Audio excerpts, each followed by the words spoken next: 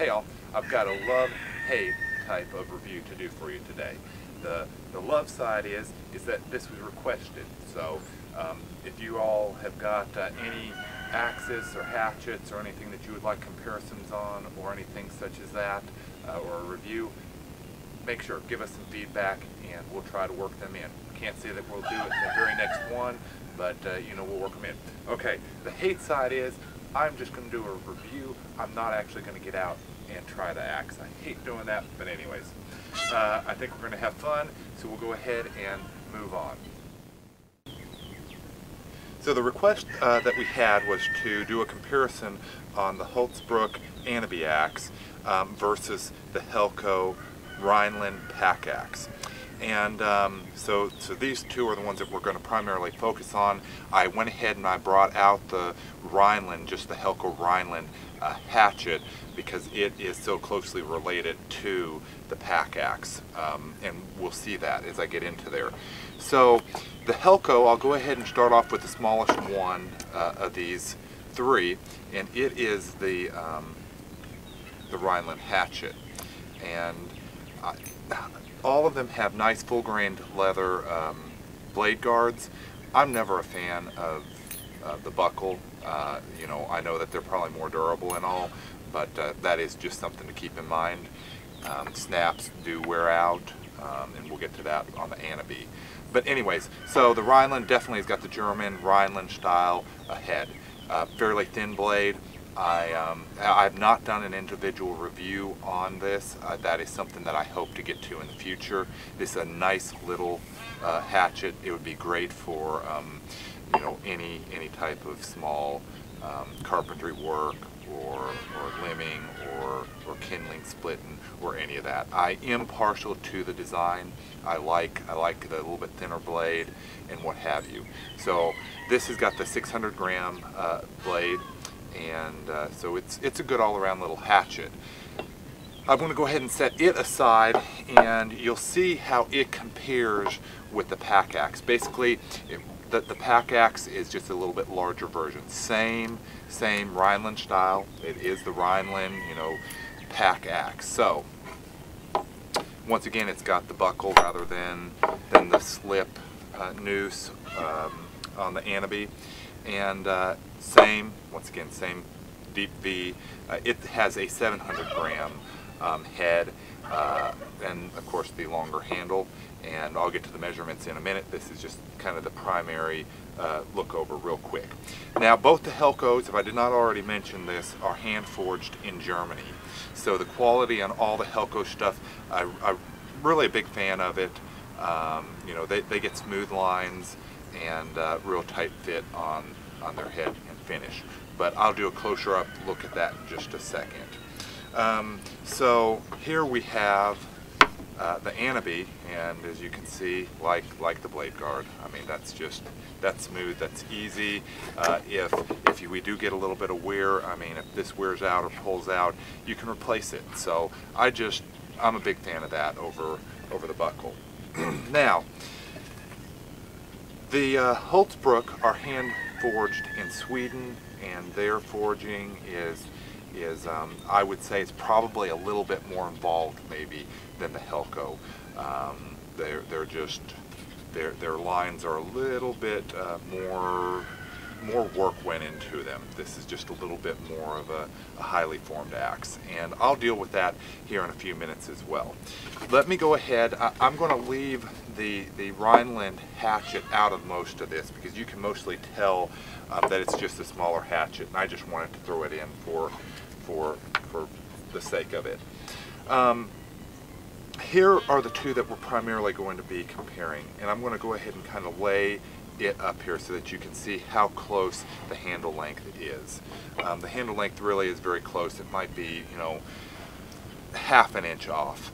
The blade width on the Aneby is slightly less, and it really is. This is a classic Hults Bruk head. You know, it's not really. They like the rounded blade, and it's more of an oval. I mean, you can see that, and a lot of their axes are not as abrupt point, and obviously they're not saying that this is the German style. So as far as styles go, very different. Let me go ahead and get some measurements, and then I'm going to go ahead and hold them each up and go over a few points as far as that goes. Alright, so the Aneby has got that half an inch longer handle. We're looking at, you know, maybe 20 and a quarter inch handle on the Helko. We've got, you know, maybe 19 3/4 inch. The blade width on the Aneby is right around 3.5. Blade width on the Rhineland is about 4 1/4 or so. If we flip them over, we'll go ahead and get a pole width, and you can get an idea for that. Pole width is on, and this is on the Aneby axe, is roughly 2 1/4, maybe slightly over. On the Helko, it is about 1 3/4, maybe just slightly over. Okay, so let's talk about the different styling, because obviously what we have here is quite a bit different. The blade width on this Aneby is fairly thin, as you can see. Now, I have not done a review. I've done a review on the Aneby. I have not so much done the review on a Rhineland. Hope to get to that in the future. But here is what, from using similar type axes, what my assessment of the two is going to be. Even though this Aneby has got a thin blade, when I was using it, it felt like the blade was thicker than it was. And that's probably due to the fact that it kind of hunks up here a little bit in the middle. And it's also got the fairly wide roll to the grind on it, as you can see. Now, when I put up the Rhineland, you can see that the blade, if anything, is slightly wider than the Aneby, but it's going to feel like it cuts a little bit sharper and bites in because of the grind on it. It just doesn't have that immediate abrupt kind of grind right here. So you're going to notice that when you get into using them. A lot of that is personal preference.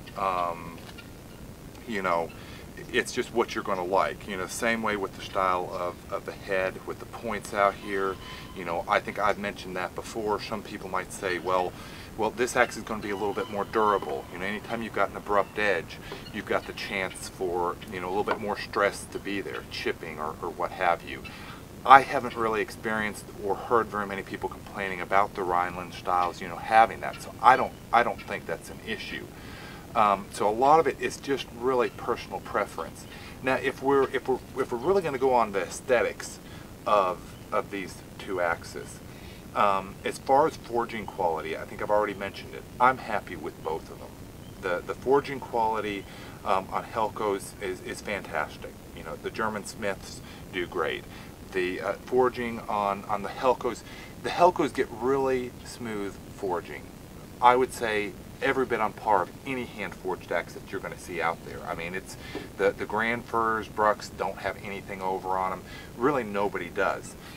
But if we're really talking about like craftsmanship or like detail or like which one of these axes has got a lot more going on with it, it's definitely the Aneby. I mean, and you can just see that. Everything about this Rhineland is a little bit more abrupt. You've got, I mean, you've actually got, you know, a real abrupt forging right here. Kind of, you know, these are not square sides, but rough grinding, square pole. Just base. To me, this is a basic forging. So I like the style. I like the design better. I probably like how the axe works better, and there's nothing really bad to say about this axe. But just as far as the craftsmanship, it's not anything near compared with the Aneby. I mean, the Aneby has got, you know, this would be more of a Swedish design, and I like it. I like the forging, you you know, the pull, wider pull. This is just more like it's more like a real axe. It's forged really well. The lines, you know, I'm not going to say it's perfect by any means, but any hand forged, you can see there's a little, just what I count, just a little forging, but it's hand forged. That's what I love about hand forged axes. They're not all identical. You know, I can buy a drop forged axe if I want to, but you're just getting a lot more going on with this axe. Just the drop down on the head, and that, you know, people debate, you know, whether that gives stability to the head and everything. I don't know. I personally like the styling, and I feel that it probably does. You know, it's going to give a little bit more support to that sideways movement on the handles. But hey, most of us are not going to notice that. But as I mentioned before, I am not always a big fan of that abrupt grind. If I was just going to grab an axe to take out and do a little bit, I'd probably go ahead and grab the Rhineland, because I like the styling, I like the bite that it gets. You know, if I was going to go off of one of the aesthetics and everything, probably go with the Aneby. So that is going to kind of sum up my review. I do hope to, you can check out, click over here if you want to see the review that I did where I actually used the Aneby axe. Go into a little bit more detail on there. In the future I'm going to be doing a review on the Rhineland. But for right now I'm going to go ahead and set these aside, and we'll move on. Make sure subscribe to our channel. If you've got any, once again, you know, I'll mention, if you want to see a review or a comparison, you know, feel free, make a comment, let us know, check out our website.